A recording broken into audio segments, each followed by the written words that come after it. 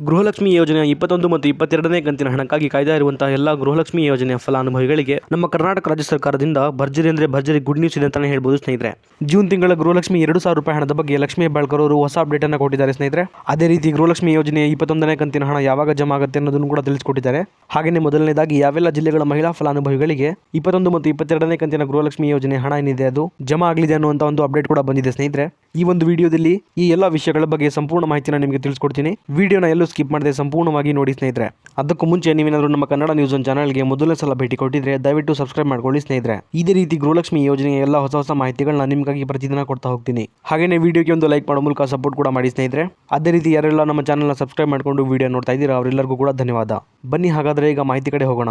ಈಗ ಮೊದಲನೇದಾಗಿ ರಾಜ್ಯ ಸರ್ಕಾರದ ಕಡೆಯಿಂದ 21 ಮತ್ತು 22ನೇ ಕಂತಿನ ಗೃಹಲಕ್ಷ್ಮಿ ಹಣದ ಬಗ್ಗೆ ಬಂದಿರುವಂತಹ ಹೊಸ ಅಪ್ಡೇಟ್ ಬಗ್ಗೆ ನೋಡೋಣ ಬನ್ನಿ ಸ್ನೇಹಿತರೆ. ನಮ್ಮ ಕರ್ನಾಟಕ ರಾಜ್ಯ ಸರ್ಕಾರದ ಕಡೆಯಿಂದ 21 ಮತ್ತು 22ನೇ ಕಂತಿನ ಗೃಹಲಕ್ಷ್ಮಿ ಯೋಜನೆ 4,000 ರೂಪಾಯಿ ಹಣನ ಈಗಾಗಲೇ ಹಣಕಾಸು ಇಲಾಖೆಯಿಂದ ಮಹಿಳಾ ಮತ್ತು ಮಕ್ಕಳ ಕಲ್ಯಾಣ ಇಲಾಖೆಗೆ ತಲುಪಿಸಿದ್ದಾರೆ ಅನ್ನುವಂಥ ಒಂದು ಗುಡ್ ನ್ಯೂಸ್ ಸಿಕ್ಕಿದೆ ಸ್ನೇಹಿತರೆ. ಹೌದು, ಈ ಒಂದು ಹಣ ಈಗ DBT ಮೂಲಕ ಎಲ್ಲ ಮಹಿಳಾ ಫಲಾನುಭವಿಗಳ ಖಾತೆಗಳಿಗೆ ಜಮಾ ಆಗೋದಷ್ಟೇ ಬಾಕಿ ಇದೆ ಸ್ನೇಹಿತರೆ. ಹೀಗೆ ಬಿಡುಗಡೆ ಆಗಿರುವಂಥ ಹಣ ಏನಿದೆ ಅದು ಎಲ್ಲ ಫಲಾನುಭವಿಗಳ ಖಾತೆಗಳಿಗೆ ಒಟ್ಟಿಗೆ ಜಮಾ ಆಗುತ್ತಾ ಅಂತ ನೀವು ಕೇಳೋದಾದರೆ ಸ್ನೇಹಿತರೆ, ಇಲ್ಲ ಸ್ನೇಹಿತರೆ. ಈ ಒಂದು 21 ಮತ್ತು 22ನೇ ಕಂತಿನ ಹಣ ಏನಿದೆ ಅದು ಮೊದಲನೇದಾಗಿ ಎಲ್ಲ ಫಲಾನುಭವಿಗಳ ಖಾತೆಗಳಿಗೆ ಹಂತವಾಗಿ ಜಮಾ ಆಗುತ್ತೆ ಸ್ನೇಹಿತರೆ. ಇಲ್ಲಿ 3 ಹಂತಗಳಲ್ಲಿ ಈ ಒಂದು ಹಣ ಏನಿದೆ ಅದು ಜಮಾ ಆಗ್ತಾ ಹೋಗುವಂಥದ್ದು. ಮೊದಲನೇ ಹಂತದಲ್ಲಿ 40 ಲಕ್ಷ ಜನ ಫಲಾನುಭವಿಗಳಿಗೆ ಹಣ ಜಮಾ ಆಗುತ್ತೆ ಸ್ನೇಹಿತರೆ. ಅದೇ ರೀತಿ 2ನೇ ಹಂತದಲ್ಲೂ ಕೂಡ 40 ಲಕ್ಷ ಜನ ಫಲಾನುಭವಿಗಳಿಗೆ ಹಣ ಜಮಾ ಆಗುವಂಥದ್ದು. ಹಾಗೆಯೇ 3ನೇ ಹಂತದಲ್ಲೂ ಕೂಡ 40 ಲಕ್ಷ ಜನ ಫಲಾನುಭವಿಗಳಿಗೆ ಹಂತವಾಗಿ ಹಣ ಜಮಾ ಆಗ್ತಾ ಹೋಗುತ್ತೆ ಸ್ನೇಹಿತರೆ. ಇಲ್ಲಿ ಒಟ್ಟಾರೆಯಾಗಿ 1,30,00,000 ಜನ ಫಲಾನುಭವಿಗಳಿಗೆ ಗೃಹಲಕ್ಷ್ಮಿ ಯೋಜನೆಯ 21 ಮತ್ತು 22ನೇ ಕಂತಿನ ಹಣ ಏನಿದೆ ಅದು ಜಮಾ ಆಗ್ತಾ ಹೋಗುತ್ತೆ ಸ್ನೇಹಿತರೆ. ಮೊದಲನೇದಾಗಿ 21ನೇ ಕಂತಿನ 2,000 ರೂಪಾಯಿ ಹಣ ಏನಿದೆ ಅದು ಜಮಾ ಆಗ್ತಾ ಹೋಗುತ್ತೆ. ಅದೇ ರೀತಿ ಎರಡನೇದಾಗಿ 22ನೇ ಕಂತಿನ ಹಣ ಜಮಾ ಆಗ್ತಾ ಹೋಗುತ್ತೆ ಸ್ನೇಹಿತರೆ. 21ನೇ ಕಂತಿನ ಹಣ ಜಮಾ ಆಗಿ 1 ವಾರ ಕಳೆದ ನಂತರ 22ನೇ ಕಂತಿನ ಹಣ ಕೂಡ ಜಮಾ ಆಗ್ತಾ ಹೋಗುವಂಥದ್ದು ಸ್ನೇಹಿತರೆ. ಈ ಒಂದು ಅಪ್ಡೇಟನ್ನು ಶ್ರೀಮತಿ ಲಕ್ಷ್ಮೀ ಹೆಬ್ಬಾಳ್ಕರ್ ಮೇಡಮ್ ಅವರೇ ಖುದ್ದಾಗಿ ತಿಳಿಸ್ಕೊಟ್ಟಿದ್ದಾರೆ ಸ್ನೇಹಿತರೆ. ಹಾಗಾಗಿ ಯಾರು ಕೂಡ ಚಿಂತೆ ಮಾಡುವ ಅಗತ್ಯ ಇಲ್ಲ. 21ನೇ ಕಂತಿನ ಹಣ ಹಾಗೆಯೇ 22ನೇ ಕಂತಿನ ಹಣ ಖಂಡಿತವಾಗಿ ನಿಮ್ಮ ಖಾತೆಗಳಿಗೆ ಜಮಾ ಆಗುತ್ತೆ. ಈಗ ಮೊದಲನೇ ಹಂತದಲ್ಲಿ 21 ಮತ್ತು 22ನೇ ಕಂತಿನ ಹಣ ಏನಿದೆ ಅದು ಯಾವೆಲ್ಲ ಜಿಲ್ಲೆಗಳ ಮಹಿಳಾ ಫಲಾನುಭವಿಗಳಿಗೆ ಜಮಾ ಆಗುತ್ತೆ ಅನ್ನೋದನ್ನ ನೋಡ್ತಾ ಹೋಗೋಣ ಬನ್ನಿ ಸ್ನೇಹಿತರೆ. ಇಲ್ಲಿ ಒಟ್ಟಾರೆಯಾಗಿ 15 ಜಿಲ್ಲೆಗಳ ಫಲಾನುಭವಿಗಳಿಗೆ ಮೊದಲನೇದಾಗಿ ನಮ್ಮ ರಾಜ್ಯ ಸರ್ಕಾರದ ಕಡೆಯಿಂದ 21 ಮತ್ತು 22ನೇ ಕಂತಿನ ಹಣ ಜಮಾ ಆಗ್ತಾ ಹೋಗುವಂಥದ್ದು ಸ್ನೇಹಿತರೆ.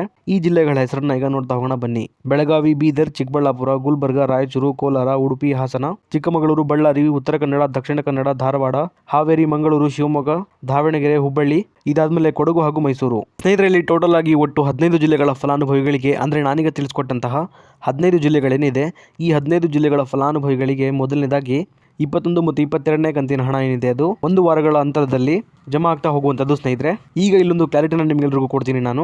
ಅದೇನಪ್ಪ ಅಂದರೆ ನಾನೀಗ ತಿಳಿಸ್ಕೊಟ್ಟಿರುವಂಥ 15 ಜಿಲ್ಲೆಗಳೇನಿದೆ ಈ 15 ಜಿಲ್ಲೆಗಳ ಎಲ್ಲ ಫಲಾನುಭವಿಗಳಿಗೆ ಸಂಪೂರ್ಣವಾಗಿ ಒಟ್ಟಿಗೆ 21 ಮತ್ತು 22ನೇ ಕಂತಿನ ಹಣ ಏನಿದೆ ಅದು ಜಮಾ ಆಗೋದಿಲ್ಲ ಸ್ನೇಹಿತರೆ.